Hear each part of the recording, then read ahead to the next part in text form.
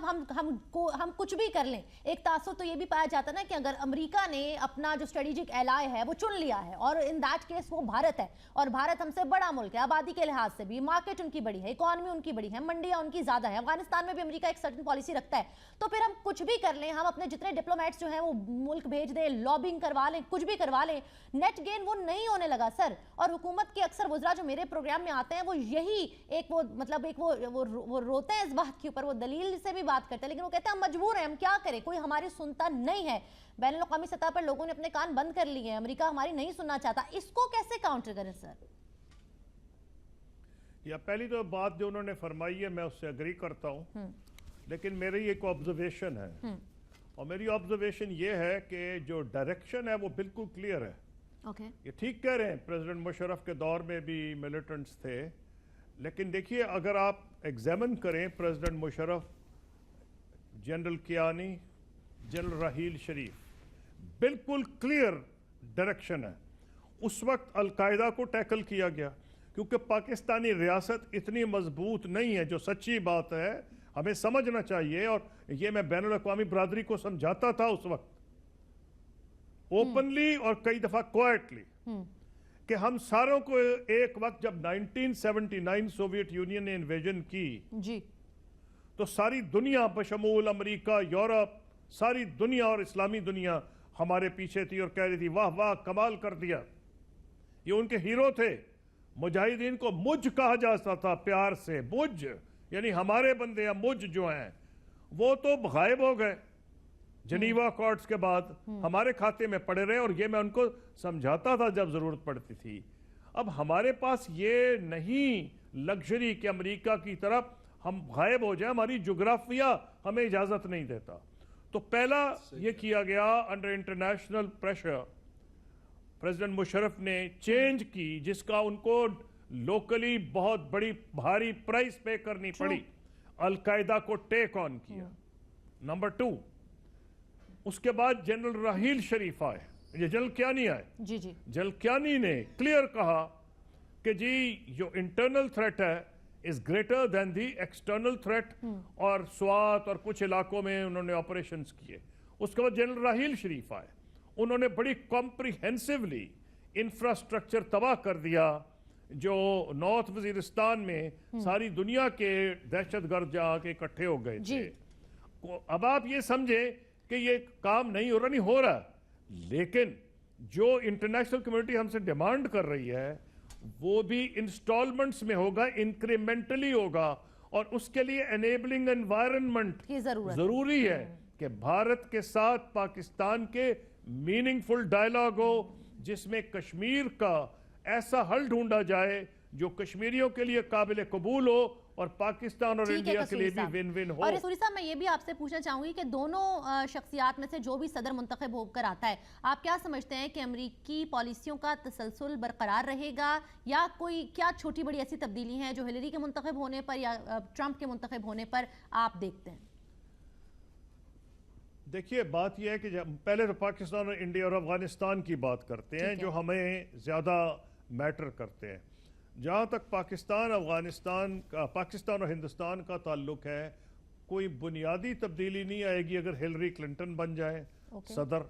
وہ یہی ہوگی کہ وہ کہتی رہیں گی ہمیں، اور نیچرلی ہمیں اپنے مفاد میں ایڈریس کرنا ہے. امریکہ کا پریشر ہو یا ہو نہ ہو، نان اسٹیٹ ایکٹرز کا جو مسئلہ ہے وہ کہیں گی جی آپ کی یہاں سینکچریز ہیں جہاں سے لوگ افغانستان جاتے ہیں، جہاں سے لوگ ہندوستان جاتے ہیں. آف کورس ہماری فارن پالیسی کو پرو ایکٹیو ہونا پڑے گا، اور ہمیں اس سلسلے میں اپنے فارن آفس کو زیادہ افیکٹو بنانا پڑے گا by providing proactive leadership. وہ ایک دوسرا معاملہ ہے، لیکن یہ ہوگا کہ وہ جیسے ہمارا ماضی میں رہا ہے پریشر ہم پہ رہے گا، لیکن امریکہ یہ افورڈ نہیں کر سکتا کہ وہ پاکستان سے ٹوٹلی کٹ آف کرے.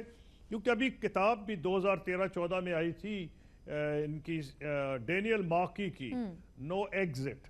اس کا بھی بنیادی مقصد یہ تھا کہ جو بھی مسائل ہیں پاکستان کے اور امریکہ کے، جو کہ میں نے اپنی کتاب میں ان کو آڈ کپل ہی کہا ہے، یہ جاری رہیں گے، لیکن ان کے جہاں ایریاز آف ڈائیورجنس ہیں وہ ایریاز آف کنورجنس بھی ہیں اور دونوں کو ایک دوسرے کی ضرورت پڑ سکتی ہے، تو ٹرانزیکشنل ریلیشن شپ جاری رہے گی. لیکن کیونکہ امریکہ کا اور چین کا کم از کم امریکہ کی نظر میں بنیادی اختلاف ہو رہا ہے ایشیا پیسیفک میں، وہ چائنا کو ریسٹرکٹ کرنا چاہتا ہے. لیکن خوش قسمتی سے ساؤتھ ایشین ریجن جو افغانستان کا معاملہ ہے وہاں چین کے اور امریکہ کے اور پاکستان کے مفادات بنیادی طور پر بہت مختلف نہیں ہیں. ٹھیک ہے. اور ٹرمپ کے بننے کی صورت میں سر؟ دیکھیے ٹرمپ آئے گا تو ٹرمپ بھی دو تین چیزیں ہیں. ٹرمپ کی جو لینگویج ہے وہ ابھی تک تو یہ رہی ہے کہ وہ نظر آتے ہیں کہ زیادہ پرو انڈیا شاید لینگویج میں ہوں، لیکن ایک چیز ہے جس کو کہتے ہیں اسٹیٹ ڈپارٹمنٹ. ہندوستان میں امریکہ میں انسٹیٹیوشنز بڑی مضبوط ہیں اور اسٹیٹ ڈپارٹمنٹ ایک پرماننٹ گورنمنٹ ہے. یہ ٹھیک ہے کہ ان کے اوپر جب جو نیا صدر آتا ہے اور جو نیا سیکرٹری آف اسٹیٹ آئے گا، ابھی تو جو وائس پریزیڈنٹ ہیں امریکہ میں جو کینڈیڈیٹ ہیں ٹرمپ کے ساتھ وہ خود ان سے اگری نہیں کرتے، تو ایک قسم کا ریسٹرینٹ ہے. پھر جو کانگریس جو بھی الیکٹ ہو، چاہے ریپبلکن ہو یا ڈیموکریٹ ہو، ٹرمپ کی خوش قسمتی سے یا بدقسمتی سے کسی سے بنتی نہیں، نہ اپنی پارٹی میں نہ ڈیموکریٹک پارٹی میں. وہاں بھی انہیں ریزسٹنس ہوگی. تو کوئی اس قسم کی ڈرامیٹک چینج تو میں نہیں دیکھ رہا، کیونکہ امریکہ کے جو اپنے مفادات ہیں افغانستان میں وہ غائب نہیں ہو جائیں گے. اور کیا ٹرمپ یہ چاہیں گے کہ پاکستان کو اتنا دھکیلیں کہ وہ مکمل طور پر چین کی گود میں جا کے بیٹھ جائے؟ یہ میں امریکہ کی لینگویج یوز کر رہا ہوں. ہمارے تو ان کے ساتھ جو لینگویج دوستانہ اور برابری کی بنیاد پر چین کے ساتھ تعلقات ہیں، لیکن جس طرح امریکن اس کو انٹرپریٹ کریں گے، کیا وہ ہمیں مزید دھکیل دیں گے چین کے قریب؟ یہ ان کے اپنے مفاد میں نہیں ہیں. تو یس یو کین افیکٹ، آپ یہ سمجھ سکتے ہیں کہ ڈائریکٹ جو ملٹری ٹو ایڈ ہے اس میں کمی آ جائے گی، لیکن جو ہم ان کے مختلف پروجیکٹس چل رہے ہیں، یہ اس کے ایجوکیشن کے، ہیلتھ کے یا اس قسم کے، اس میں بنیادی تبدیلی نہیں آئے گی. اور این جی اوز کو جو سپورٹ کرتے ہیں. ٹھیک ہے سر. ایک یہ سوال نکلتا ہے قصوری صاحب جو میں آپ سے پوچھنا چاہوں گی کہ اس سلسلے میں یہ جو ہرڈلز ابھی بتائے ہیں ویس توحید صاحب نے، جو ہرڈلز انہوں نے گنوائے ہیں، سر پاکستان کی کیا پھر کاؤنٹر پالیسیز ہونی چاہیے؟ ہمارا تو وزیر خارجہ نہیں ہے اور ہم اس وقت اندرونی اور پناما گیٹس اور ان ایشوز میں الجھے ہوئے ہیں. سی پیک جو ہے وہ اس کو بھی ایک خواب ہی لگ رہا ہے جو پتہ نہیں شرمندہ تعبیر ہو پائے یا نہ ہو پائے. ویل ان ٹائم کون سی ایسی پالیسیز ہیں جو پاکستان کو فارمولیٹ کرنی ہے؟ دیکھیے دو چین ایسے ایشوز ہیں جو بہرحال پاکستان کو ایڈریس کرنے پڑیں گے، جو انٹرنیشنل کمیونٹی کی کنسرنز ہیں اور وہ پاکستان کے اپنے مفاد میں بھی ہے. ایک تو جو ہندوستان میں اور کشمیر کی میں جو وہ کہتے ہیں نان اسٹیٹ ایکٹرز کا رول ہے، اور دوسرا افغانستان میں ہماری پرو ایکٹیو فارن پالیسی ہمارے جو پوائنٹ آف ویو ہے اس کو سامنے لا سکتی ہے اور وہ بتا سکتی ہے. جیسے میں نے یہ کئی مرتبہ کہا ہے کہ جب میں وزیر خارجہ تھا اور ہمارے ہندوستان کے ساتھ ڈائلاگ اچھا چل رہا تھا اور مسئلہ کشمیر کا ایک خاکہ تیار ہو گیا تھا جس کی میں نے تمام ڈیٹیلز اپنی کتاب میں دی ہیں، جس کو آج تک انڈیا یا پاکستان نے کانٹرڈکٹ نہیں کیا کسی نے بھی. حالانکہ پریزیڈنٹ مشرف نے میری لانچ اٹینڈ کی تھی کراچی میں، اور پرائم منسٹر منموہن سنگھ نے اور ڈپٹی پرائم منسٹر جو بی جے پی کی اڈوانی، انہوں نے دلی میں، کسی نے کوئی کانٹرڈکشن نہیں کی. وہ یہ تھا کہ ہم نے کشمیر ریلیٹڈ وائلنس کو بھی کم کیا جب ایسے حالات پیدا ہوئے کہ پاکستان کے عوام میں پیس پروسیس کی ہم نے سپورٹ پیدا کی، اور اس نے ایسے حالات جو پیدا ہو گئے ہم نے ان لوگوں کو بھی جو وہاں برسر پیکار تھے کشمیر کی وادی میں، ان کو بھی سویلین لائف میں واپس لائے through what are called deradicalization, demobilization and rehabilitation techniques, DDR، civilian life میں بھی ان کو لائے. لیکن اس کے لیے ضرورت ہوتی ہے کہ آپ کا کوئی مثبت پیس پروسیس جاری ہو، تاکہ آج تو یہ ہے کہ نہ آپ کے ایکٹر وہاں کسی فلم میں اگر چلے جائیں تو اس کا فلم کا بائیکاٹ ہو جاتا ہے, کوئی آپ کا سنگر چلا جائے تو وہ مار دھاڑ ہونی شروع ہو جاتی ہے. یہ وہ ماحول نہیں تھا. اگر ایسا ماحول رہے گا تو ہمیں انٹرنیشنل کمیونٹی کو ایکسپلین کرنا پڑے گا کہ پھر پاکستان کے لیے یہ ممکن اپنی عوامی سپورٹ جو ہمیں درکار ہے ان لوگوں کو پراپرلی ہینڈل کرنے کے لیے ہمارے لیے مشکلات پیدا ہوں گی, اور یہ ہماری پرو ایکٹیو ڈپلومیسی ان کے تھنک ٹینکس میں بھی بتا سکتی ہے, ان کے ایڈیٹوریل بورڈز میں بھی بتا سکتی ہے, لیکن ہمیں ایڈریس کرنا پڑے گا. اگر میں یہ آپ کو کہہ دوں کہ نیند کی گولی لے کے سو جائیں, آپ کے یہاں سے ایسا ہی کام ہوتے رہیں اور معاملات ٹھیک رہیں گے, نہیں. پوری انٹرنیشنل کمیونٹی کنسرن ہے, چائنا کی بھی ہے. چائنا نے کبھی اس کو اپروو نہیں کیا, اور ممبئی سٹرائکس کے بعد بھی جو کتاب آئی ہے اینڈرو سمال کی, انہوں نے ڈیٹیلز دی ہیں تمام کہ چین اور امریکہ کی پالیسی میں اختلاف نہیں تھا اور دونوں کوارڈینیٹ کر رہے تھے, دونوں پاکستان کی مدد کرنا چاہ رہے تھے, دونوں چاہتے تھے کہ ہندوستان پاکستان پہ حملہ نہ کرے. تو یہ تو ہمارے اپنے مفاد میں ہے, لیکن ہمیں بین الاقوامی برادری کو سمجھانا پڑے گا کہ اگر اس قسم کی ٹاک جو کہ وہاں سے hard line Hindutva talk India میں ہو رہی ہے وہ ہمارے لیے بھی مشکلات پیدا کرے گی. ٹھیک ہے, لیکن قصوری صاحب ابھی یہ جو چیزیں آپ نے ایکسپلین کی ہیں اس کو لے کر تو بھی ایک اعلیٰ سطح کا اجلاس ہوا تھا جو اب خبر لیک ہو گئی اور وہ ایک تنازع اس میں کھڑا ہو گیا. اس میں تو یہ بتایا گیا تھا, بریفنگ دی گئی تھی کہ انٹرنیشنل آئسولیشن کی ریزنز کیا ہیں, وجہ کیا ہے, لیکن ہم نے دیکھا کہ اس کے اوپر ایک تنازع کھڑا ہو گیا کہ جی کس نے کیا کرنا ہے, یہ ایک نئی بحث شروع ہو گئی. تو موجودہ صورتحال کے تناظر میں آپ کو لگ رہا ہے, جیسے بھی آپ کہہ رہے ہیں ہم نے آنکھیں بند کر لی اور جو ہو رہا ہے ہونے دیا, ایسے اب نہیں چلے گا, کیا آپ کو لگ رہا ہے کہ اسٹیٹ کوئی ایکشن لے پائے گی, وہ اس پوزیشن میں ہے کہ ان حالات و واقعات کا جائزہ لیتے ہوئے کوئی پالیسی واقعی وضع کی جا سکے؟ بہت اچھا سوال ہے آپ کا, اور اس کا جواب بالکل واضح ہے. پہلی بات تو یہ, کوئی کامیاب خارجہ پالیسی نہیں چلائی جا سکتی جب آپ کے اندرونی حالات اچھے نہ ہوں. اور ولیم گلیڈسٹن جو برطانیہ کے کئی دفعہ پرائم منسٹر بنے, ان سے کسی نے پوچھا خارجہ پالیسی کی کامیابی کا راز, انہوں نے کہا اندرونی استحکام. آپ کے ملک میں جب تک یہ معاملات جو آپ نے ابھی انڈیکیٹ کیے سول ملٹری ریلیشنز کا یہ حالات ہوں گے تو بالکل نہیں معاملات بہتری کی طرف جائیں گے. بین الاقوامی برادری کو بدھو نہ سمجھیں, ان کے پاس تمام اطلاعات ہیں, وہ ایسے آپ سے اگریمنٹ کرنا چاہتے ہیں جن پہ عمل درآمد ہو سکے. اور اگر آپ کے سٹیک ہولڈرز ایک پیج پہ نہیں, تو آپ نے بنیادی سوال لیکس کا کیا تھا, میں دونوں کو ایڈریس کروں گا.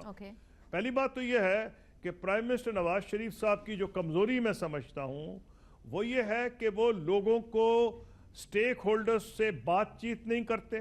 ان کا ایک پرسنل سٹائل ہے, ہونا یہ چاہیے نیشنل سیکورٹی کاؤنسل یا کوئی ایسا ادارہ, اس کا جو مرضی نام لے لیں, چاہے ڈیفنس کمیٹی, کیبنٹ ہو, کچھ ہو, وہاں سول ملٹری بیٹھیں, اس کا سیکرٹیریٹ ہو ادارے کا, اس کے منٹس لیے جائیں, اس کا بعد فالو اپ ہو, اور اس میں نیچرلی سیویلینز کی زیادہ تعداد ہوگی, نیشنل سیکورٹی کاؤنسل ہو یا کوئی بھی ہو, لیکن آپ کو بات کرنی پڑے گی منطق کے ساتھ. جو آئی ایس آئی اور آرمی اپنا پوائنٹ آف ویو دے گی, میں نے جو کشمیر کی ڈیٹیلز دی ہیں وہ ہم خود تو نہیں کر سکتے تھے. 3 سال آئی ایس آئی اور پاکستان آرمی ایک ہی ٹیبل پہ بیٹھی تھی, فارن آفس میرے ساتھ, فارن سیکرٹری ریاض محمد خان صاحب کے ساتھ, پریزیڈنٹ مشرف کے ساتھ, اور ریزرویشن تھی آرمی کی اور آئی ایس آئی کی, ان کو ایڈریس کیا گیا اوور 3 ایئرز, اور انڈین آرمی کی بھی ریزرویشنز تھیں.